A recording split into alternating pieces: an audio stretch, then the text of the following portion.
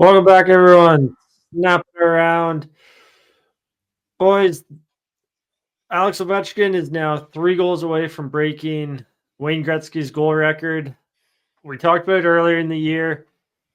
I think, Justin, I think you and I were maybe once a little skeptical on if he'd get it this season or not. Trav, you had him getting it this year, and it pretty bang on right with that. It's not a matter of if he's getting it this season, it's just a matter of when it's coming. But it's just fun to be along for the ride for this magical chase.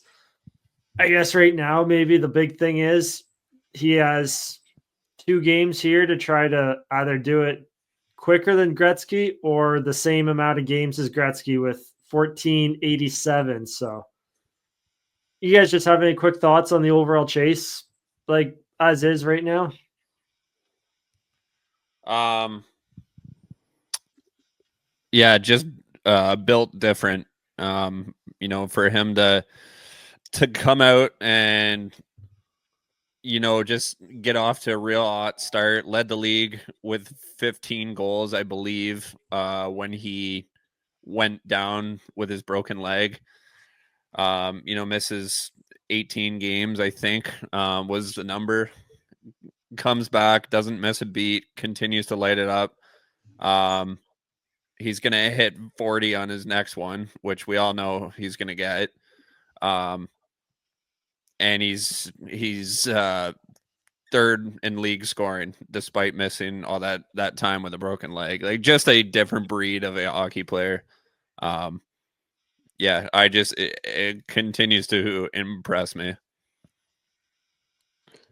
You got any thoughts on it, Justin, this year? It's impressing. It's impressive compared to like kind of what his last year was, like 31 goals and pretty much a full season. Almost kind of seemed like a down year for him.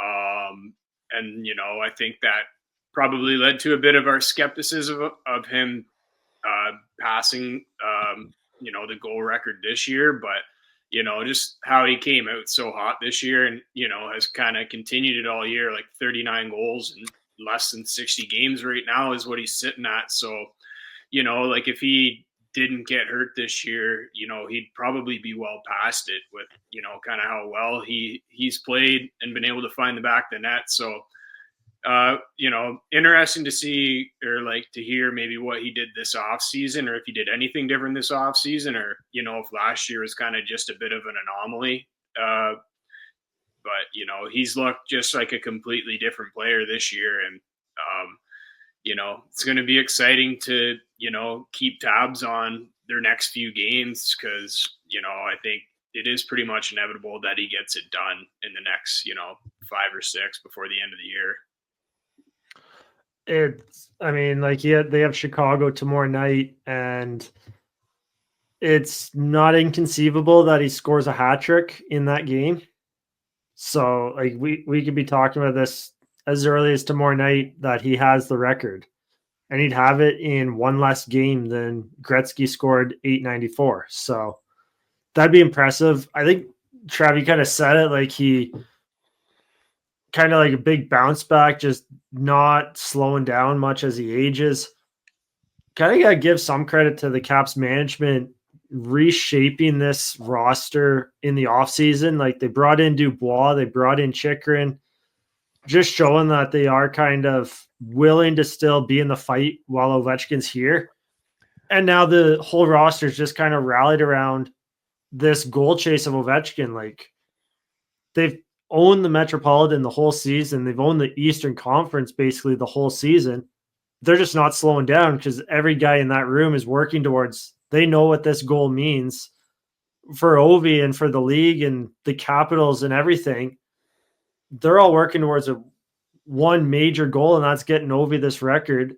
And it's just keeping the Capitals playing sharp hockey down the stretch here, which is pretty impressive given where a lot of people thought they were going to be overall this year. Like, you kind of had some people thought they might have been a playoff team, but overall, like, they weren't really supposed to be this good this season.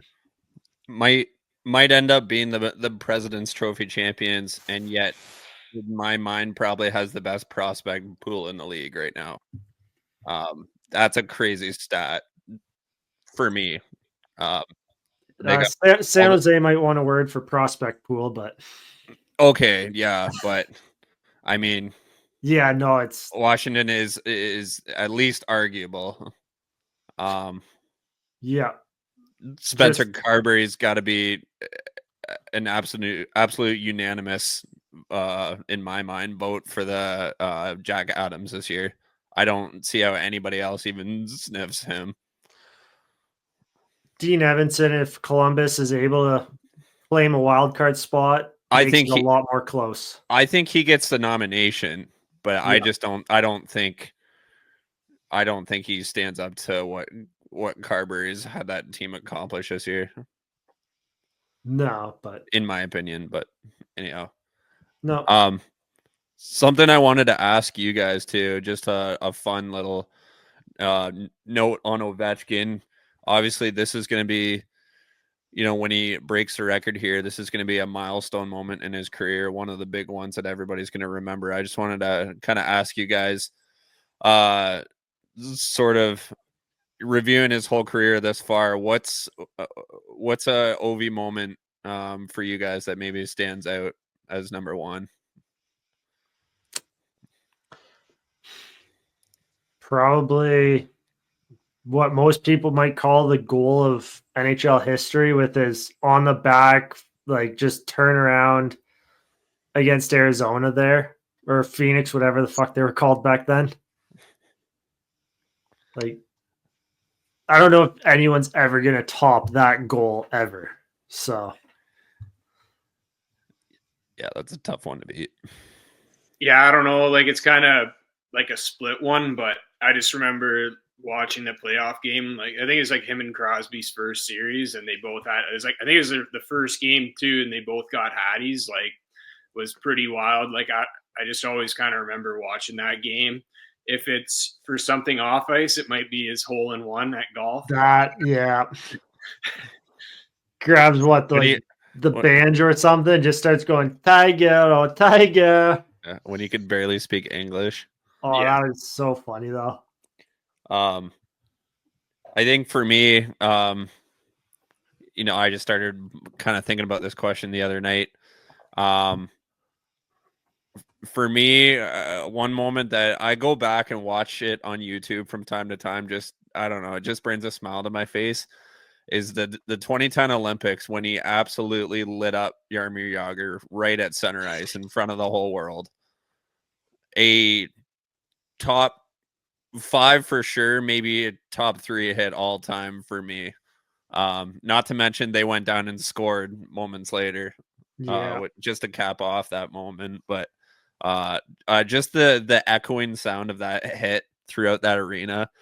And there was no fight after it.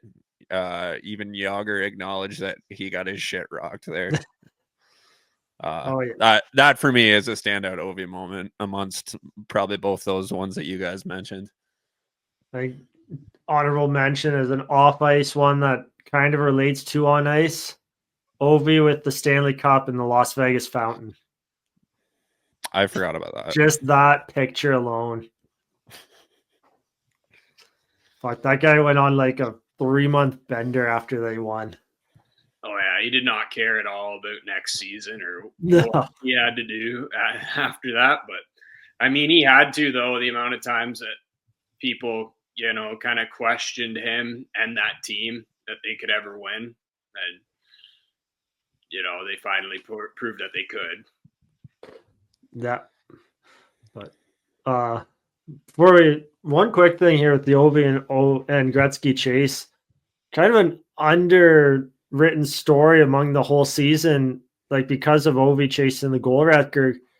Crosby broke his own record of Gretzky's earlier in the week here with getting his 80th point of the season, claiming that he's going to have a 20th straight season of a point per game. And just the fact, I know like he's had some shortened seasons, but the fact with his concussion issues, like in the prime of his career, and he's been able to do a point per game or better every season he's played in the NHL.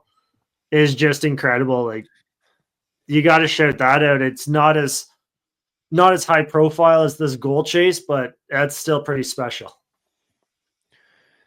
Yeah, I don't think anybody's ready for the conversation, but like I just don't know how you don't float Crosby's name out there in the trophy conversation.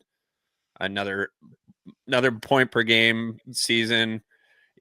Pittsburgh is the worst they've ever been, I think, since Crosby's rookie year, and he is. I don't know exactly where he sits, but I believe he is in the top 10 for league scoring right now.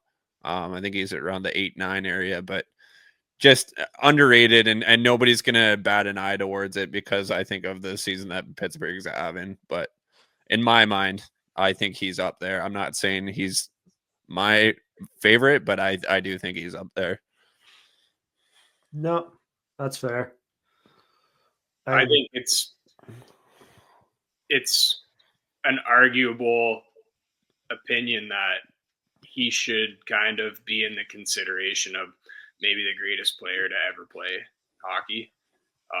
I get the whole like points thing with Gretzky and, you know, like how good Bobby Orr was and all these things. But, you know, I don't know how much the game really changed back then when those guys played. Like, he's played through a lot of changes, like the speed of the game, like just the ever-growing technology, this and that, and the fact that like being 20 seasons in a row of over a point a game, like with how good like the young players are playing, and like it seems like kind of your life in the NHL can shorten really quick now with just how everything's going and all the other accolades that he's gotten, you know, 3 Stanley Cups, 2 Olympics, a World Cup, you know, I just think that when it's all said and done, because he's still got a few years left, like I think that's a conversation that, you know, could be had, or an argument that could be had. Totally. Let's get into that then. Once Crosby hangs up the skates, what's your guys' Mount Rushmore of 1 to 4? Because right now it's pretty consistent of Gretzky, Lemieux, Orr, and Howe.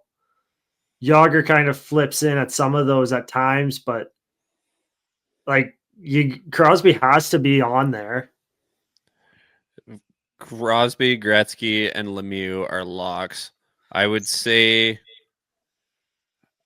yeah, I mean, just because of how generationally he was, probably Bobby Orr. Yeah. Right now, but I think I'd agree with that. Yeah, I don't. Yeah, I think right now that's how it sits.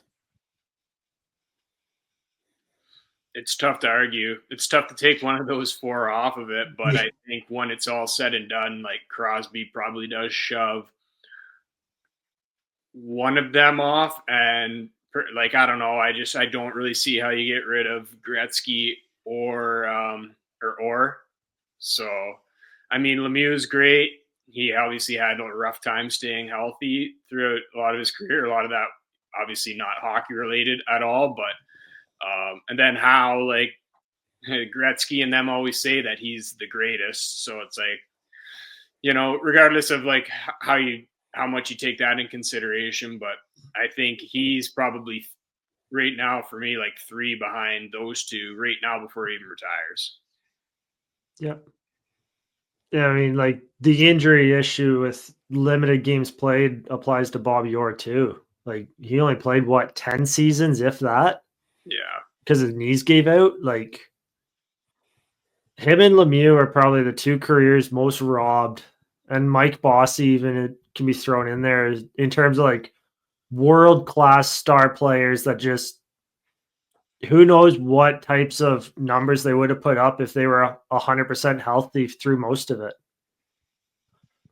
No, that's almost a full podcast conversation if you really want to dive into that entire topic. Yeah, I'd like to do some research and stats and things like that before I got into it. But yeah, also, like before we leave Ovi, we are kind of going long. It's crazy how long ago he would have beat this if he didn't miss his rookie season. The lockout, he didn't miss that half season, and was that 2013? 2012, 2013. Yeah. Yeah. And then these COVID Jordan seasons, like I don't take a whole lot of stock into those two, but like the two lockouts were like in his like actual, dead heat prime that like, those would have been at least 50, 60 goal seasons, more or less, right? So Yeah. Yeah, that's just that's gonna always be the conversation. So yeah. He'd be at 1,000. He'd be at 1,000 goals. Yeah. Yeah. He'd be closing in on 1,000 easily. oh yeah. But he got 892 last night against Carolina, but bigger storyline that Trav, what you wanted to touch on was the Chatfield McMichael fight and the kind of dirty play that Chatfield pulled on that. Yeah, I just want to do kind of an in and out with this one. That's a fucking dog shit play. I don't care who you are. To snap a guy around like that, basically leaves him helpless in terms of it in his head off the ice. And I think somewhat McMichael it is a head off the ice. I don't think it was like a severe contact, but I did see him grabbing his head once he got to his feet. But that it's just the type of play that, like, I realized I didn't see any of the game, but I know it got out of hand last night, and Chatfield's just trying to fire the home crowd up and everything. But that's a play that can result in a career-ending injury. Yeah, I didn't like it right from the fucking as soon as I saw it. I think it's suspension worthy if you ask me. Yeah, that's all I got on it. I just in and out with that one. Yeah, and unfortunately, I'm not sure if the NHL will suspend him or not. No, they already said that he's not. There's no further discipline going forward, which is pretty surprising considering like all like the ex players that I've seen on Twitter have come out talking about it. Like all agree like that was like just absolutely greasy. Like, like ex like enforcers, tough guys are coming out saying like it should be like 3 to 5 games, which I kind of like agree because just like when I first saw it, I didn't think much of it. Then I watched it like a couple more times, and man, he's lucky that he didn't like absolutely get head damage or like any sort of damage in the back of his head. Like I was surprised when like he kind of got up and there was no blood or anything like that because he hit the ice so hard. But April 10th, they play again, so Chatfield better be in the lineup for that. Yeah, and they possibly going to meet in the second round of the playoffs too. So that could be a hell of a series. If Washington can get there, they're starting to slow down a bit. That's might be 2010 all over again for him. So, but speaking of playoffs, this happened. Brought it up last episode. This happened about a week and a half ago or so. New York Islanders were in the dead heat of the Eastern Conference wildcard race there about 2 weeks ago. They've fallen off a little. Game against Columbus, Kyle Palmieri thought he had the game winner with like 10 seconds left. Goal gets immediately called back for goal interference. It's a tough one to call because there's contact, but the contact's more in the white area. Like it's not even in the crease that much. And Columbus ends up winning the game in an overtime or shootout. Like they get the 2 points and the Islanders only get the 1, which is tough for New York because they're in the battle with the Blue Jackets for a wild card spot in that. Just the question I want to put to you guys here now is how much concern as fans should we have that this video review process that the NHL has is going to affect either this playoff race or a big game in the playoffs because they just can't get it done properly. How many times have we talked about like the reviews? It's been a couple times, I think. Yeah, I know it's going to affect a couple more games here before the end of the regular season. Like, if you sat down and watched every game, like the amount of these you would see, is ridiculous. And I'll stay away from the offside review for a sec.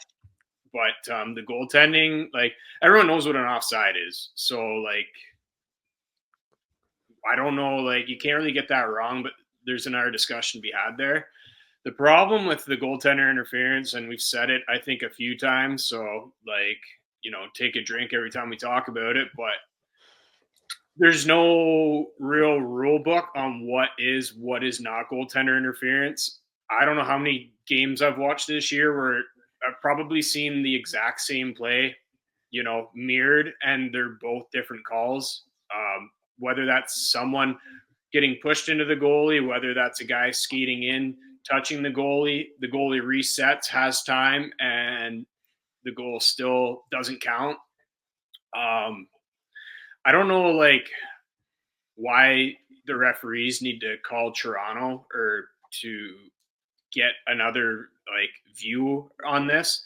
There's enough iPads, there's enough screens around in the arena that they can watch it and make a call. Like, that's their job. They get paid a lot of money by the league to make these calls in real time, let alone to go look at an iPad for 5 minutes and still make a call that they can't explain on the ice why it's called what it is. A ruling has to come out later on to say why it either was or was not a goal.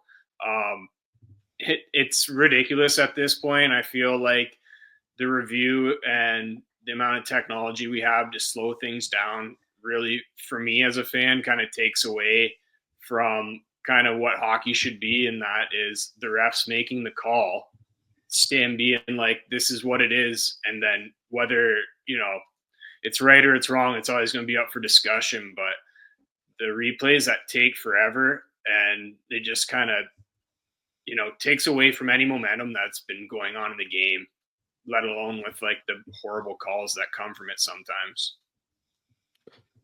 You brought up Toronto and all that. Like, Wall had the quote after the game: if Toronto's scared to show up their officials by overturning a call, why do we need Toronto?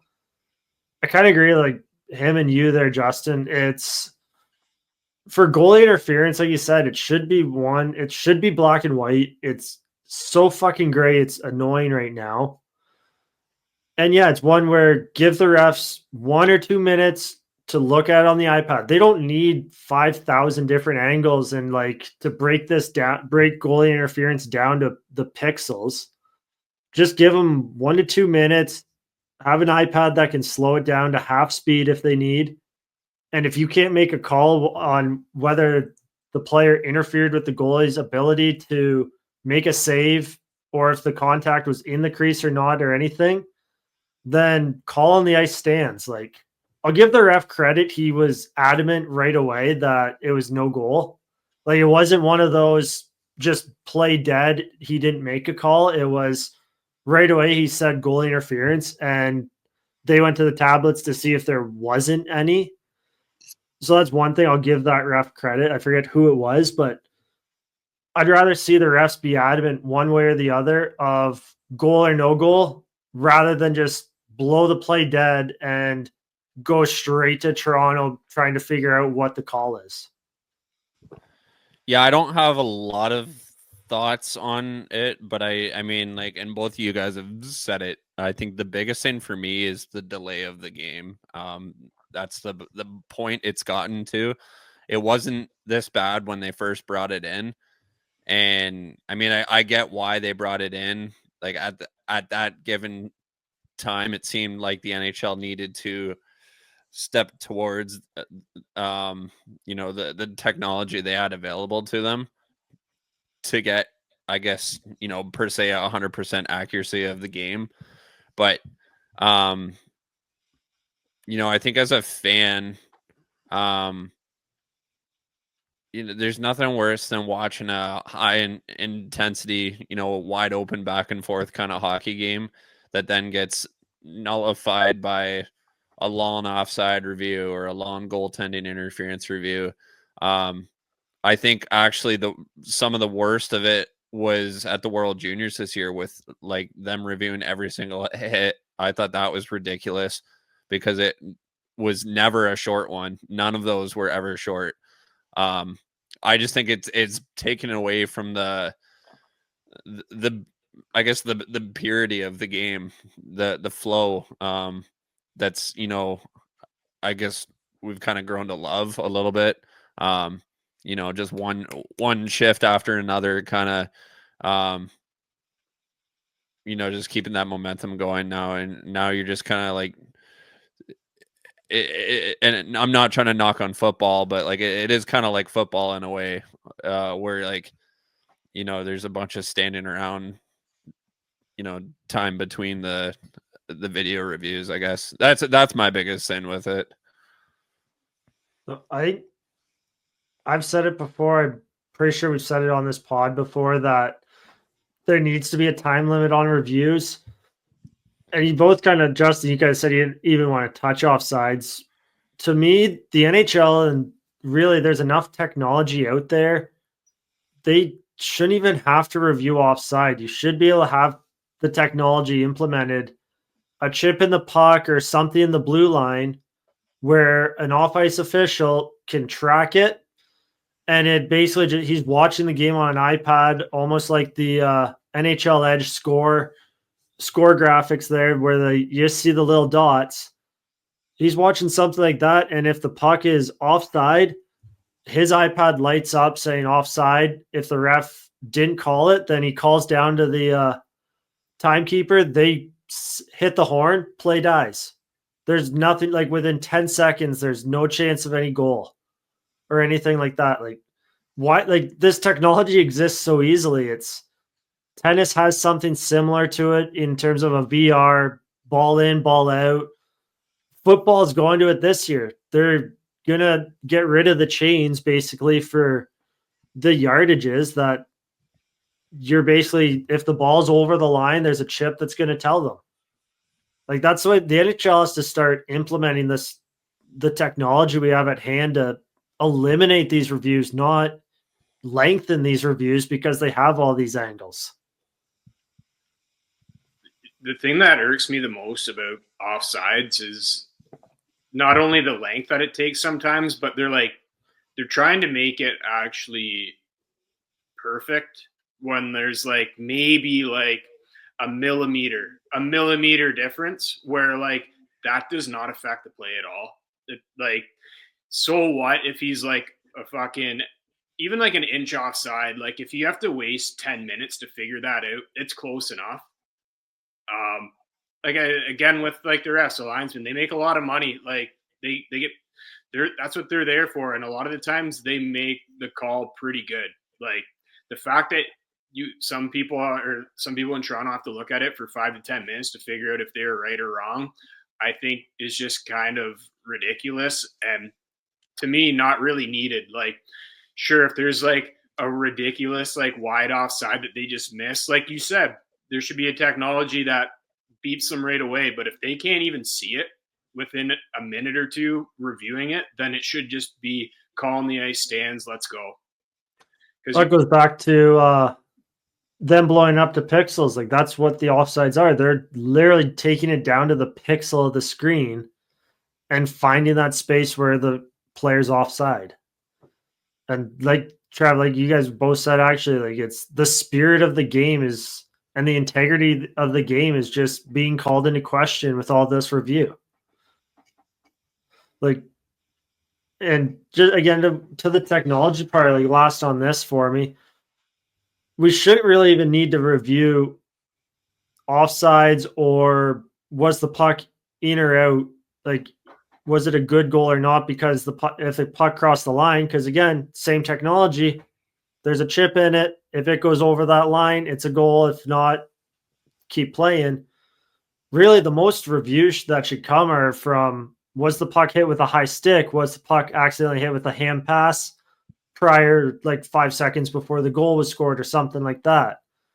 We shouldn't be having these 5-minute reviews for offsides, for checking to see if it's a clean body check or not.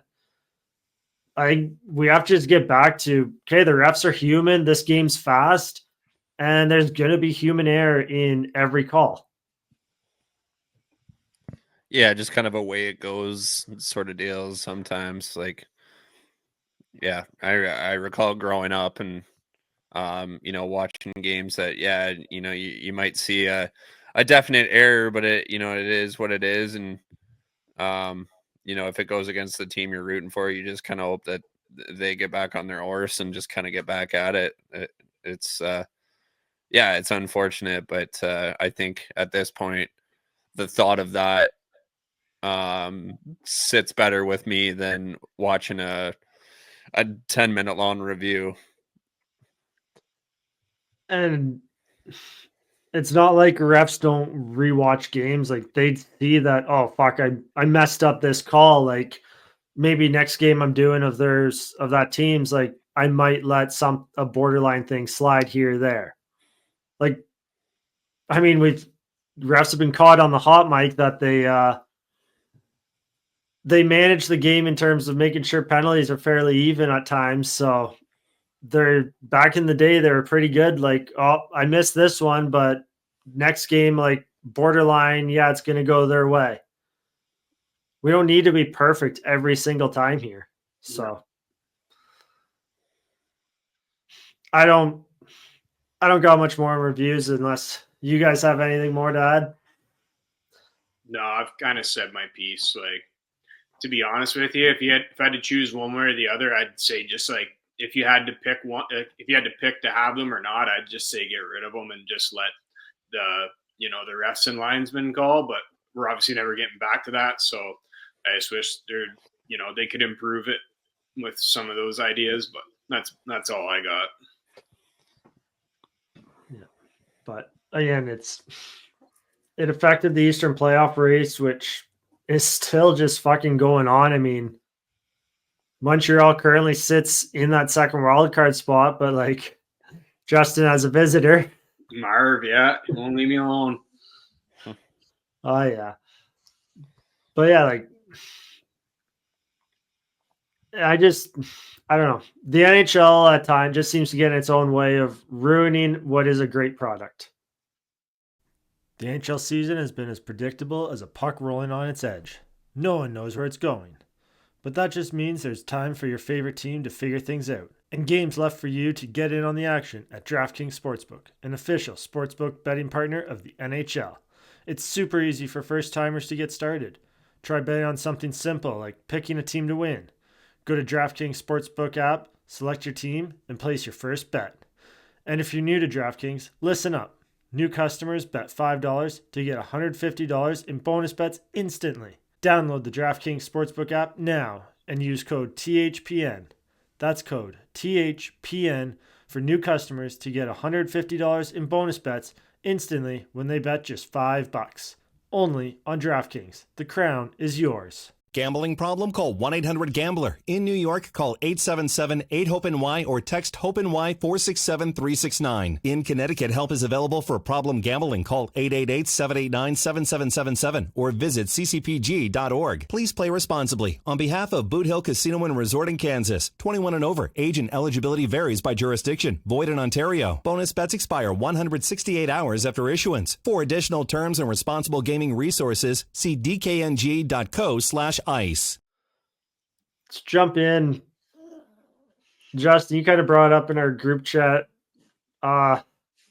Colorado, like they're in pretty good spot. Probably going to finish third in the Central. St. Louis is trying to make a charge. There's a decent enough gap between the two teams, though, that it'd be next to impossible.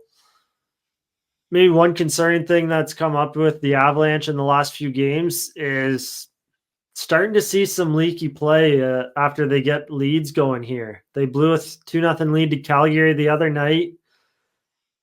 Is this just one where maybe they feel set in the position they're in and foot off the gas a little, or is fatigue maybe starting to play a factor in this team? I don't know. I kind of wondered about the fatigue thing with, they had quite a few guys that didn't get a break there during the Four Nations. They're like all pretty, like a lot of them played the majority of those games there, being on Canada. But yeah, like the 2-0 lead against Calgary, the 4-0 lead against Montreal, there was a 3-1 lead against Dallas. They've kind of all blown in the past month. They did win 2 of those games, but still for a team of this caliber, like you got to start. Like this is the time to start gearing up for the second part of the year, like the most important part. And it just seems like watching them play, like they give up one and then bam, they give up another one right away. Like they don't find a reset. Like, okay, let it go. Let's just get back. Like it's always kind of 2 real quick back-to-back goals they let in. And that's pretty concerning because if, you do that in the playoffs, it's hard to score in the playoffs. So like you can't really be giving up like 2 quick goals back-to-back like that. So I can kind of see with what you're saying though, Brock, like a bit of the complacency, like, they need 2 more points. They're guaranteed a playoff spot, but at the same time, you still kind of want good vibes. You want good, you want like, I can't think of the word I'm thinking of, but you kind of want good structure going into the playoffs and to know that, hey, we have a 1-goal lead here, or 2-goal lead here. Like we're comfortable with this. And with the way things have gone this past month, like, I don't know, like how you feel that comfortable, like without fixing a few things here in the next, 2.5 weeks is kind of all we got. Yeah. Season's winding down. Though they did come back last night, mind you, against Chicago, but they scored with like 10 seconds left. So like, if there's any like kind of positive to kind of take away from it, but the blown leads thing is still concerning in my opinion. I think some of it too, like you go to the Dallas game, it just shows the Avs D is still susceptible to a very heavy forecheck at times, and that's maybe the most concerning thing going into playoffs right now. I think the thing about the Calgary game the other night that I think bugged me was that they got absolutely worked by the 4th line. And don't get me wrong, sometimes 4th line's got to have a game, right? I thought Ryan Lomberg was the best player on the entire ice surface the other night, but it just, yeah, I don't know. It kind of bugged me that they were getting worked by, the line that's supposed to do all the dirty work, and not really the scoring. And then they were able to mostly shut down the top 2 lines for Calgary. I mean, I don't think they played a terrible game against Calgary. Like Dan Vladar, I wouldn't say he stole it, but he was very sharp and he needed to be, because the Flames were in deep trouble, I think, if they lost that game, especially in regulation. But yeah, I just I don't know. I wasn't a big fan of continually letting the 4th line just kind of do whatever they want, generate chance after chance every time they're on the ice. And I forget the Flames coach's name at the moment here, but he obviously noticed that and he kept rolling the 4th line in that 3rd period. And it just, I don't know, that one line seemed to keep the Avs on their heels. And for a team of, the caliber and the level of talent that the Avs have, they shouldn't be getting outworked by that line. No, I just look at the Avs defense, and like Makar and Tays, great world-class defensemen, not the biggest guys. Like they're sneaky strong, but in terms of a board battle or net front battle, they can get bullied around by some bigger guys in the league. Girard especially like that. Same with Malinsky. Like the Avs just don't have that many defensemen in terms of when you're getting, like you said, Trav, just trucked by the other team's 4th line of grinders and just hard workers. Like Manson and Lindgren are about the Avs' only real answers to just throw out there and just stop them in their tracks because they just out muscle them in every aspect, whereas the rest of the Avs decor it's not as easy for them. They have to be a little smarter. They can't just use brute force. So maybe it's a good thing that the Avs might line up against Dallas in the first round, because the Stars, they, as big as they are and like have some size to them, they aren't really the heaviest team to play against. Like, especially down the lineup, we have guys like Maverick Bork and Sam Steele on your fourth line. So there's that to maybe consider, but going deeper in the playoffs, that's definitely a concern I have with the Avs decor, is how easy they get pushed around sometimes. That's why it's always been so important to me that Manson is healthy. He hasn't been all year, and it shows in his play, because when he has been in, he hasn't really been the Manson that we kind of saw when he first came, and even the first year after, when their team was pretty depleted anyways. But him being hurt pretty much the better part of the last 2 years, I think has really hurt that like sort of aspect of their defense, which is I think why it was so important to go get a Ryan Lindgren. And he is getting old, but he does still play pretty tough in Eric Johnson. And the size helps there too. But you're right, it's something that I've always found a bit concerning with this Avs D, and which is why, like, when fans have called for trading Josh Manson, I've never really been too high on that, specifically for, these reasons. That's just it. But the Avs, you brought up EJ there, Justin, and boy, he dropped a bomb the other night in regards to Gabe Landeskog, getting quoted as it's a matter of when, not if, for the Avalanche captain returning here. You kind of said it in the text.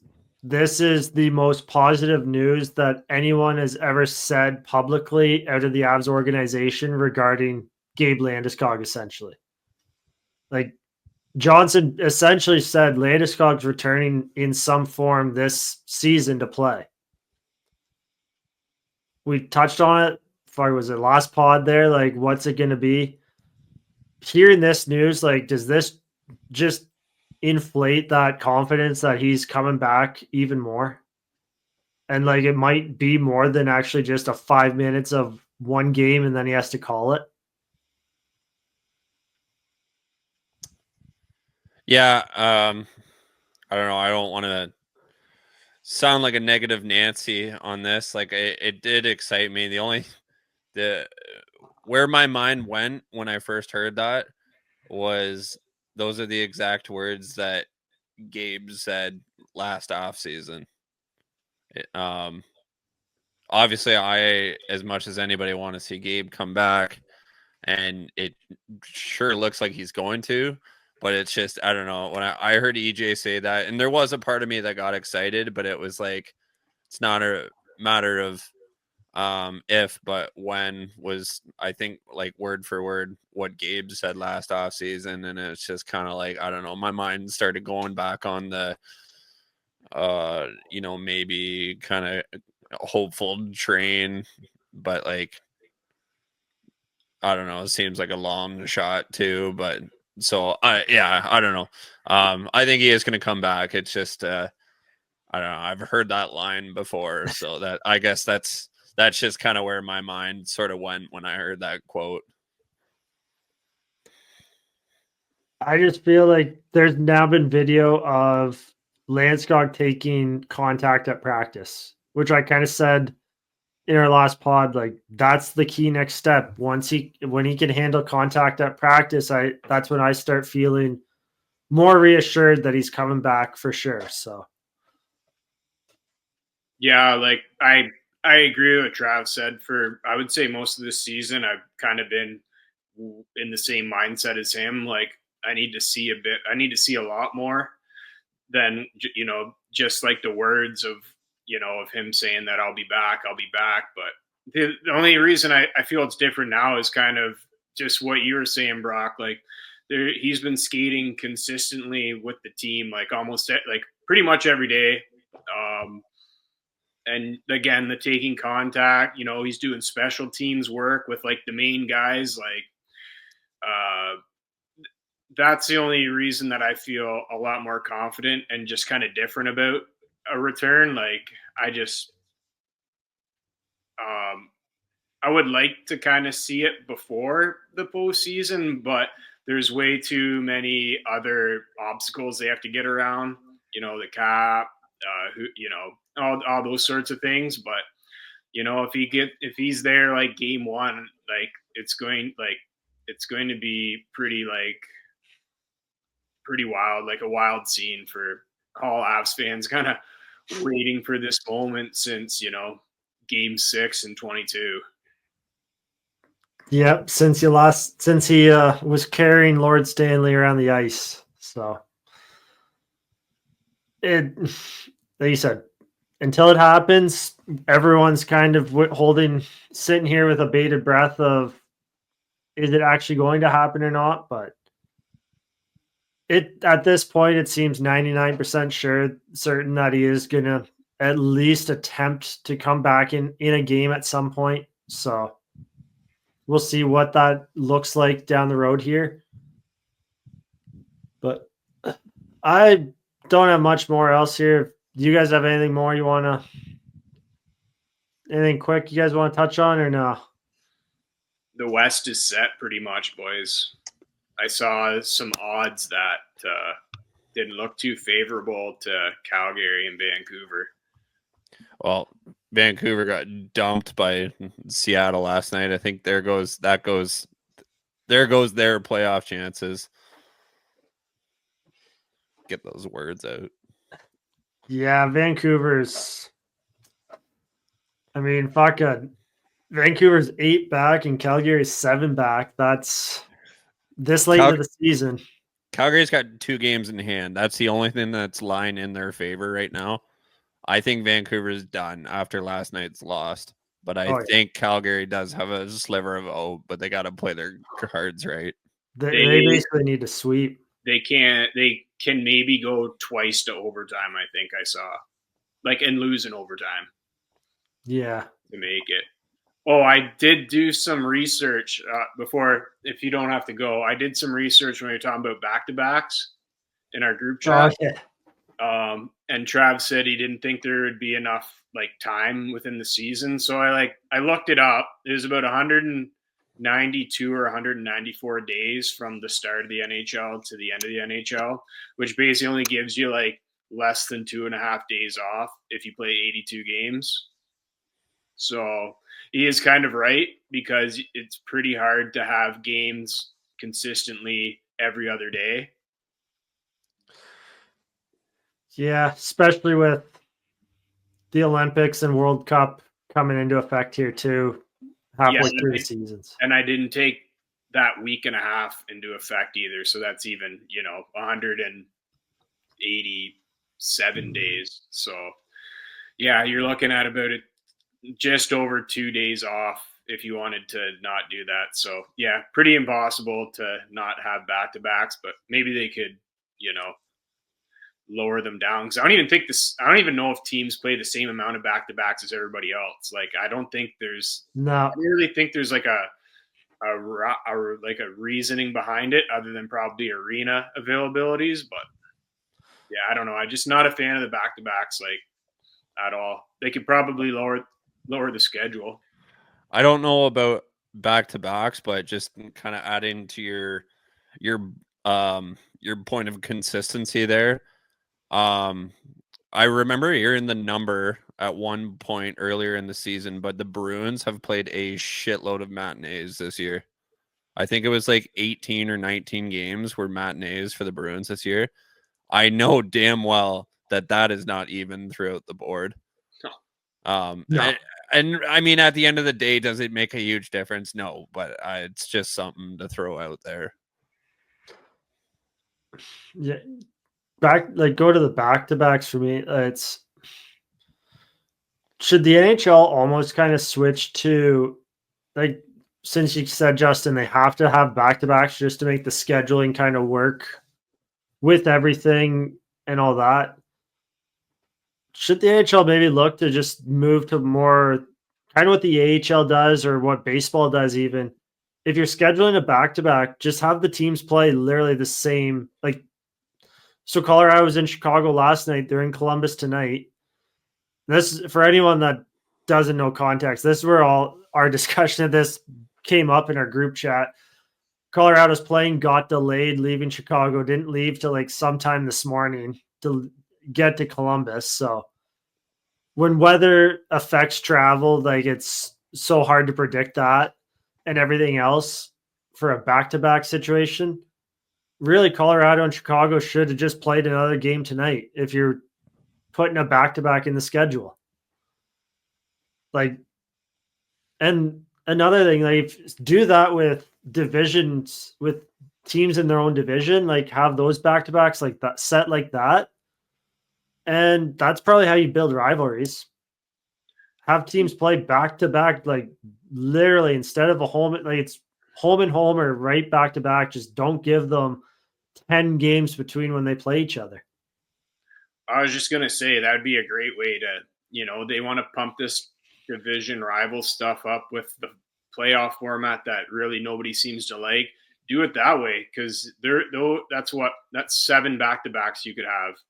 Yep. Or you could have more because most of the times they either play 3 or 4 times. So those could be your back-to-backs, which I think I'd be fine with because there's no travel for like, it's not wearing down the players more or less. Like I get it. They fly private, this and that, but that's a toll. It's a toll on the body to kind of move that much, fly, get ready again to go. And I only bring it up because it's like, it was an Avs issue, but like it's an every team issue. And you worry about like the product you're throwing out there every night. Like you see some teams like the first period they play and the second game of back-to-back is awful a lot of the times, but I'm sure it's a point that'll go nowhere and like, it's something that'll never change or whatever, but